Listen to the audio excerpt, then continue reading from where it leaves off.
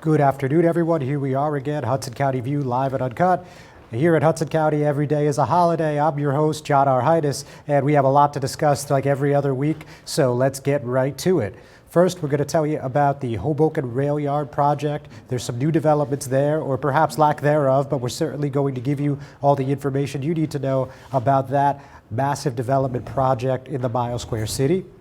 We're also going to chat with you about Jersey City spending record shattered in both the Board of Ed race and the Airbnb referendum question, according to tallies released by the New Jersey Election Law Enforcement Commission. So we obviously want to make sure you know about that. Local elections certainly are getting pricey these days, and we're going to give you the particulars there.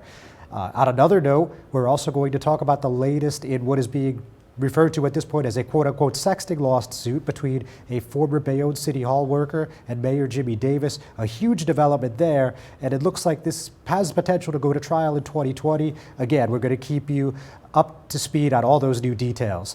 We're going to be talking about, finally, the sentencing of Frank Rea, a prominent Hoboken developer and Politico who met his fate in front of a judge on Tuesday, or lack thereof, depending on who you ask. That was on Monday. It was originally set for Tuesday, but ended up being on Monday, so we're going to tell you the details there. You may find that to come as a bit of a surprise. So with that, we're going to take our first break with our sponsors. We'll be right back. It takes more than a state-of-the-art medical facility to make a great hospital. It takes a team of dedicated medical professionals. That's the Jersey City Medical Center, Hudson County's #1 hospital. Medical teams consisting of New Jersey's top doctors, Magnet Award-winning nurses, and accomplished hospital associates, all committed to your good health. That's what you have at the Jersey City Medical Center. Make Hudson County's #1 hospital your first choice. Visit us on the web at barnabashealth.org. Burns Brothers Memorials, Monuments, and Markers, 787 Tunley Avenue, Jersey City. Hudson County's only monument maker, serving all faiths and cemeteries. Design, studio, and large inventory on site. Cemetery inscriptions and custom orders welcome. Burns Brothers Memorials, Monuments, and Markers, 787 Tunley Avenue, just south of Secaucus Road. Craftsmanship that will last for all eternity. Burns Brothers, Jersey City, Albert H. Hopper, North Arlington. Visit us on the net.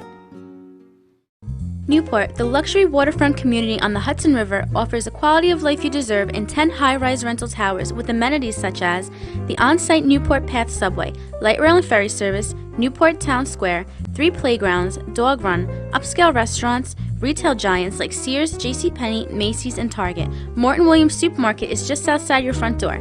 A health and fitness club, spa, skating rink, and medical facilities are also on site. NewportNJ.com. Enjoy the New York skyline from Newport Town Square. Manhattan is just one path stop away or quick ride through the Holland Tunnel. Nursery and private elementary schools all on site. 12-screen movie theater at the Newport Center Mall.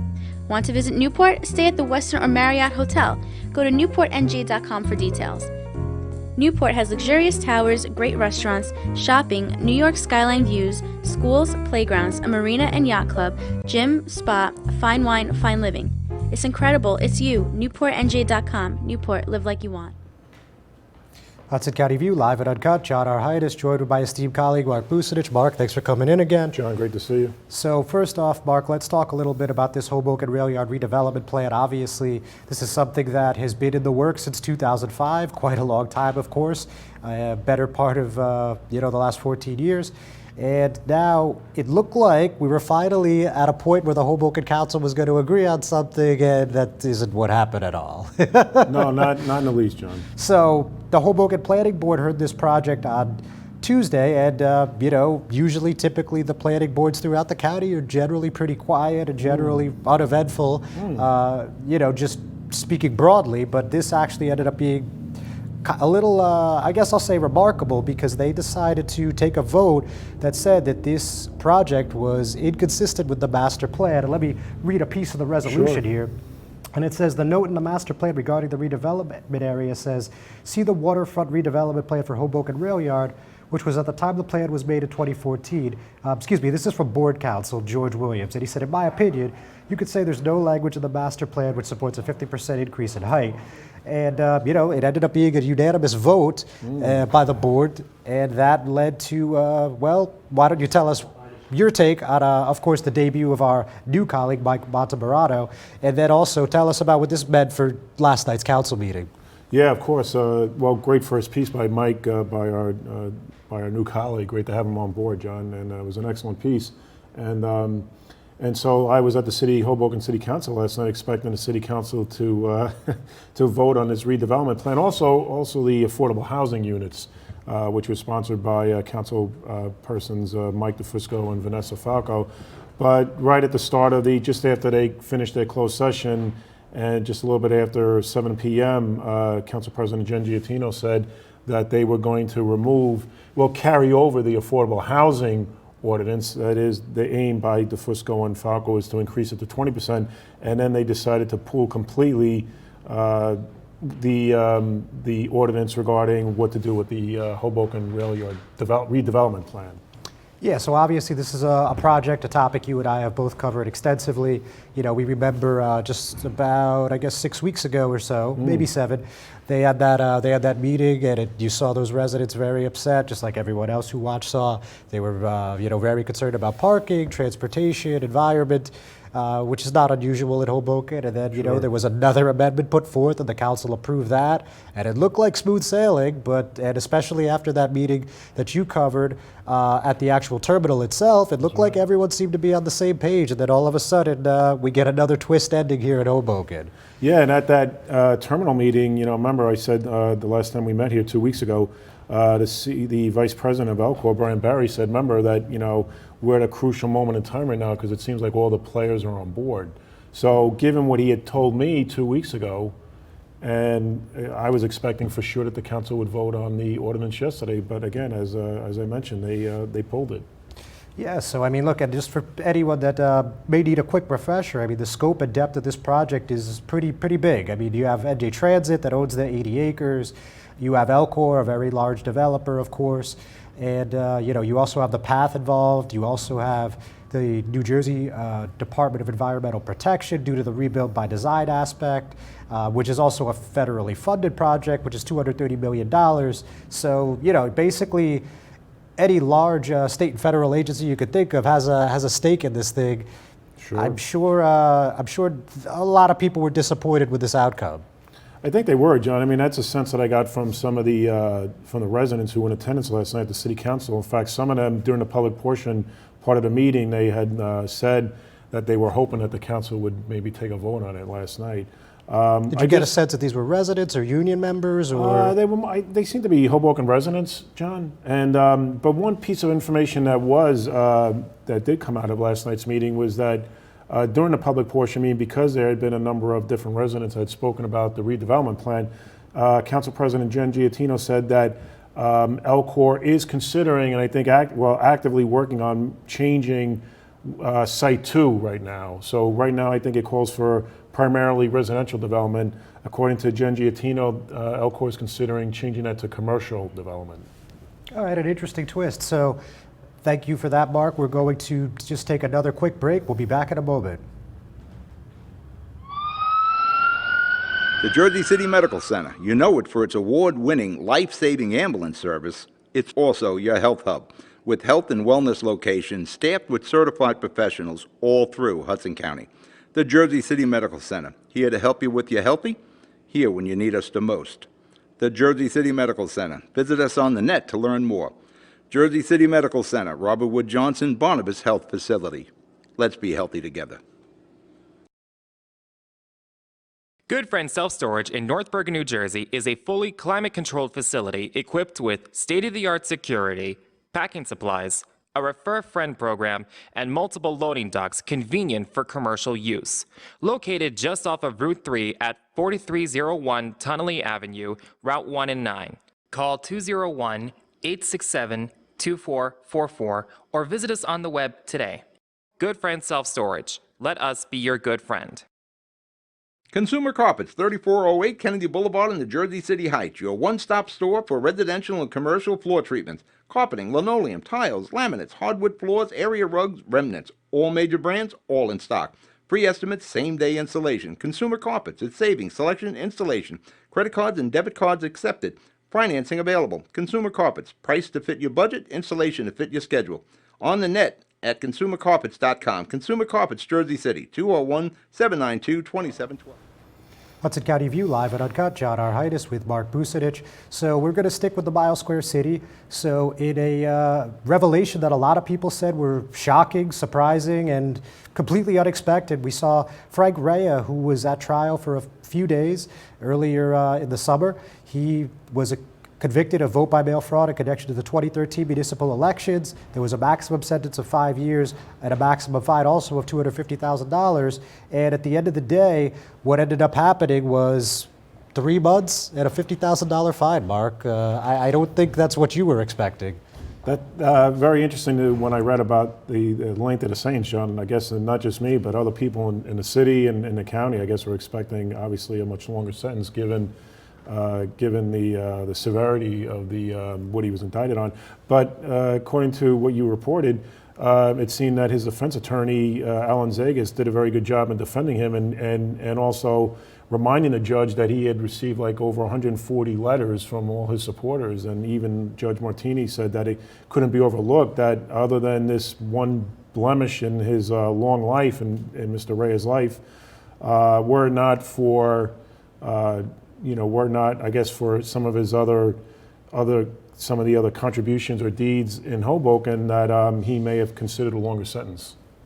Yeah, I mean, certainly we know that Frank Rea is from this trial, but there's also a lot of good. I mean, a lot of people talk about Frank paying other people's rent, taking care of medical bills, buying a stranger dinner, that kind of thing. And yeah, I mean, look, obviously that needs to be taken into consideration, but certainly I think significant portion of our readers, based on the text messages I was getting, was expecting something a little more severe. Just curious, John, what were some, I mean, with the maximum, as you said, maximum 5 years, $250,000 fine, I guess people were expecting at least a minimum of a year. A lot of people were, expecting anywhere from 1 to 3 years. I mean, that seemed to be the most popular belief among, some folks I was speaking to privately. Obviously, there's federal sentencing guidelines. He's a first-time offender. And his health is not as great as it could be, unfortunately. So I mean, those things need to be taken into account. But again, a very surprising conclusion into this investigation into the 2013 mayoral contest. Even though Frank wasn't running for mayor, he was running for council at large, but he was on a ticket.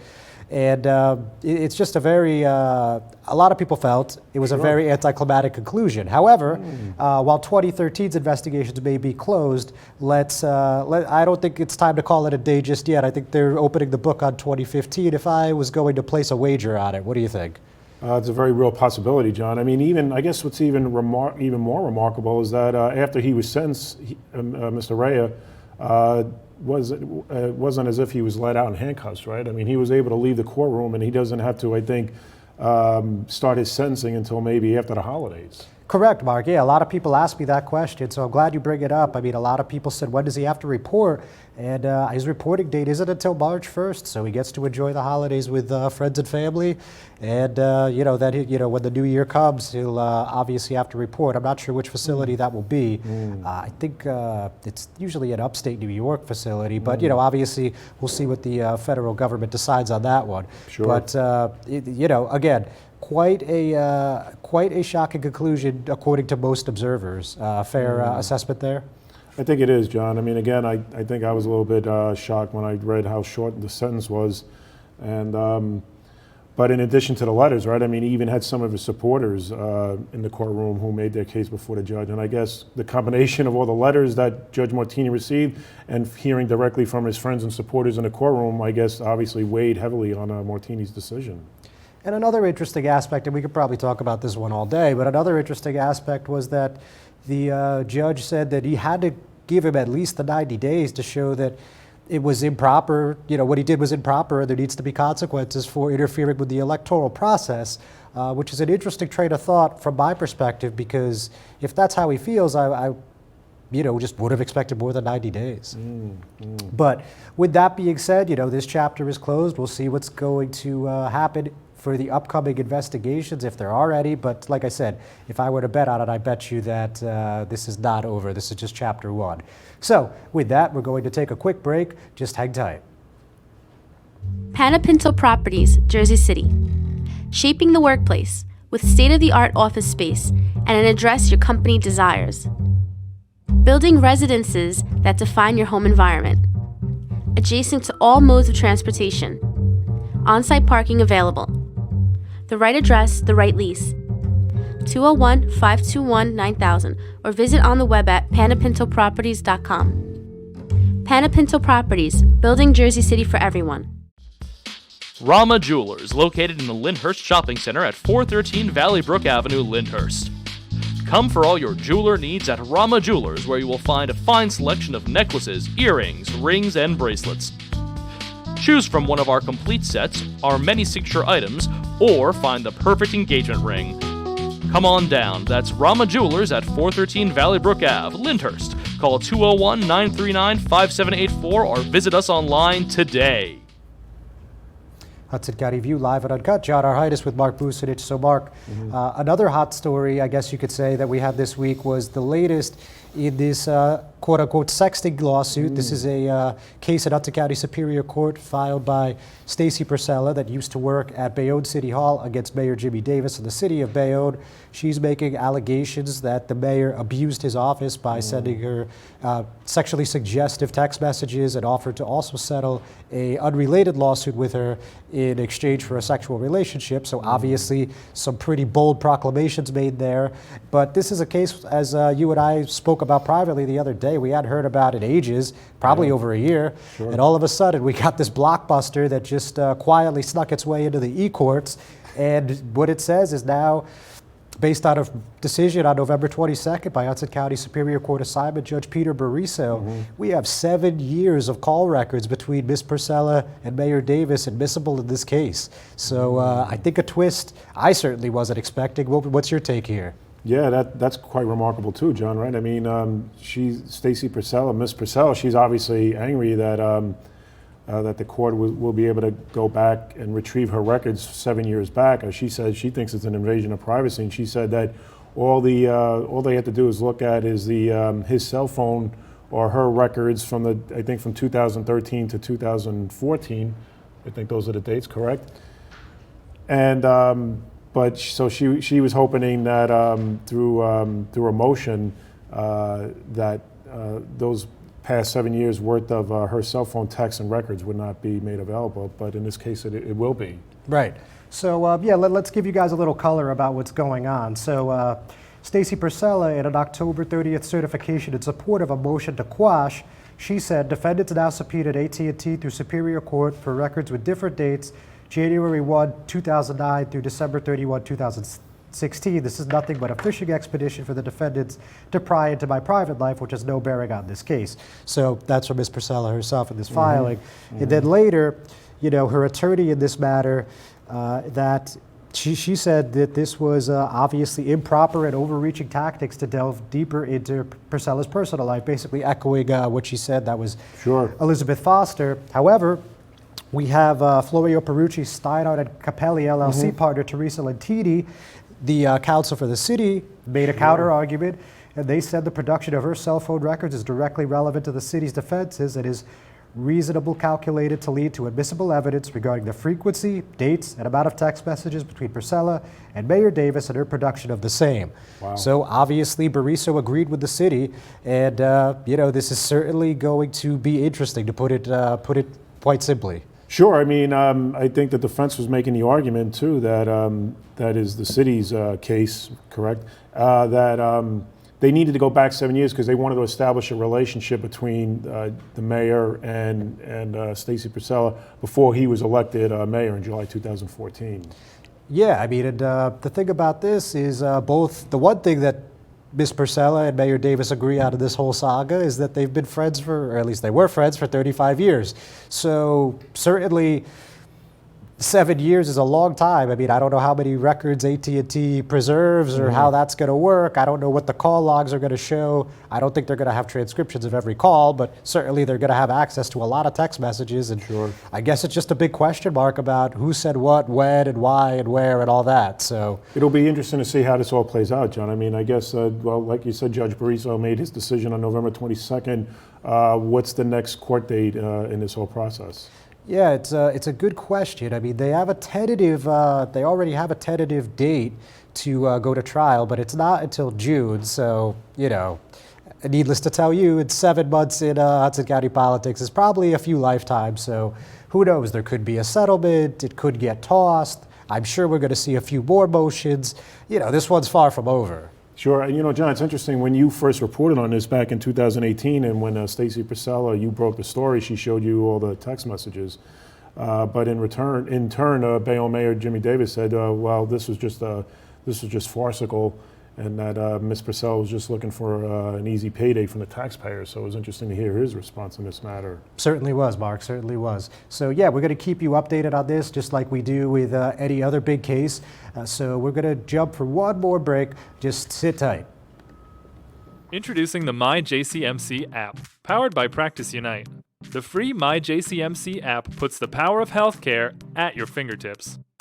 Go to the concierge for access to referrals, scheduling, and appointments, see emergency room wait times, and get directions to Jersey City Medical Center health locations. Read the latest JCMC news through their social media feed, find a doctor, and more.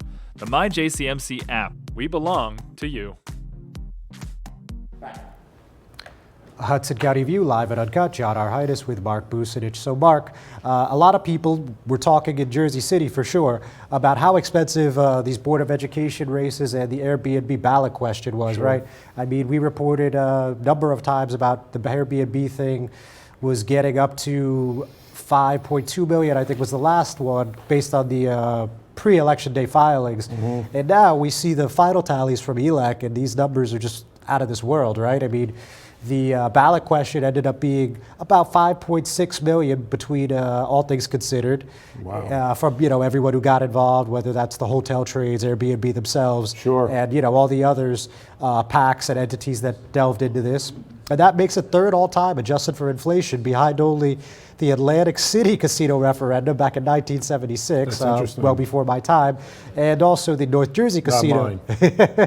Also the North Jersey casino issue that was just a few years ago. I think that was 2016. So number 3 all time. I mean, pretty interesting. And a great quote here, John, by the ELEC. That's the New Jersey election. New Jersey. That was the ELECT Executive Director, Jeff Brindle, I believe you're speaking of. Who said, yes, and I was just trying to spell out the acronym, Election... Law Enforcement Commission. Thank you, John, for that. It's okay.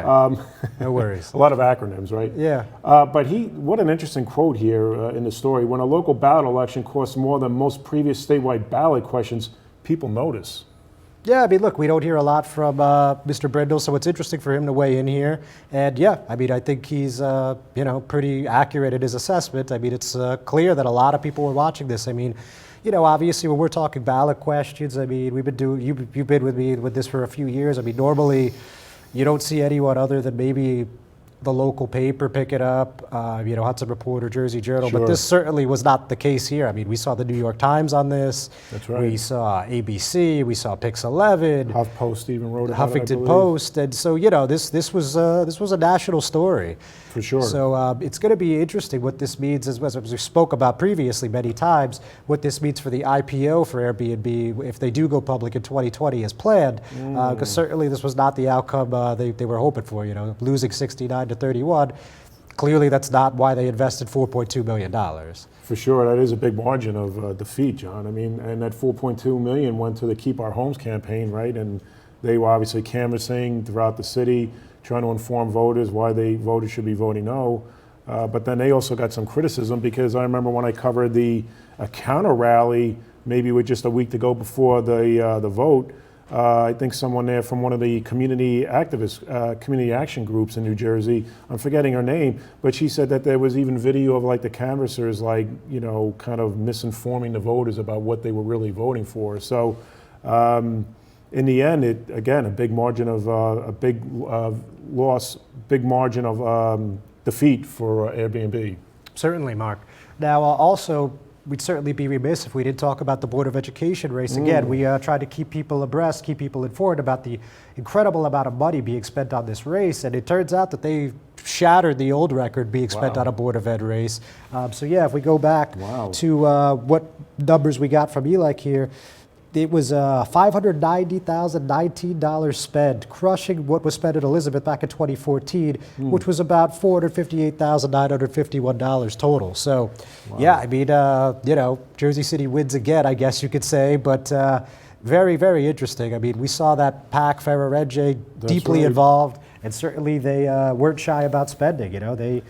And obviously, I guess that there was a payoff for them, right, John? Because 2 members from the Change for Children slate now unseated former members of the Education Matters team. So now it was a split ticket. So obviously, that investment had some kind of payoff for the organization.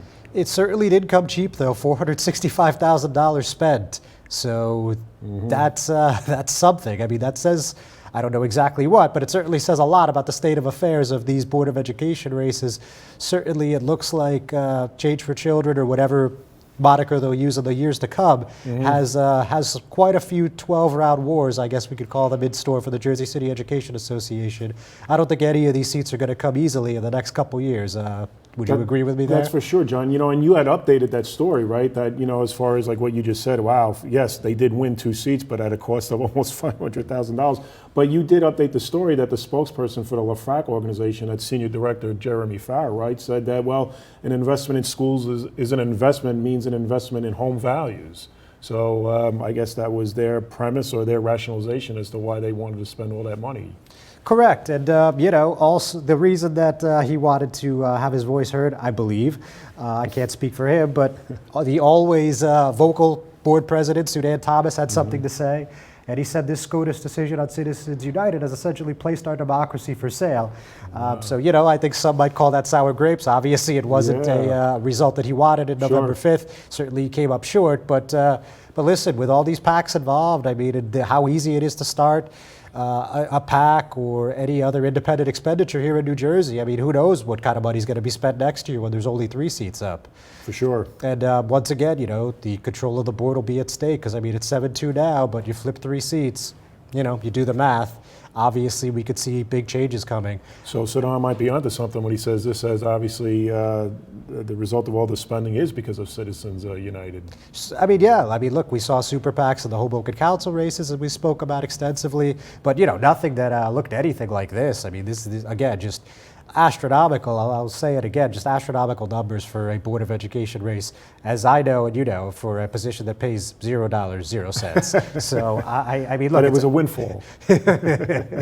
So I don't totally get it. I understand they have a huge budget, and I understand that it's important to do things for the kids, but. Sure. I don't totally get it, but that's a different story for a different day. Sure. So, Mark, thanks for coming in again, Sure. ladies and gentlemen. Great being Thanks for here. watching again.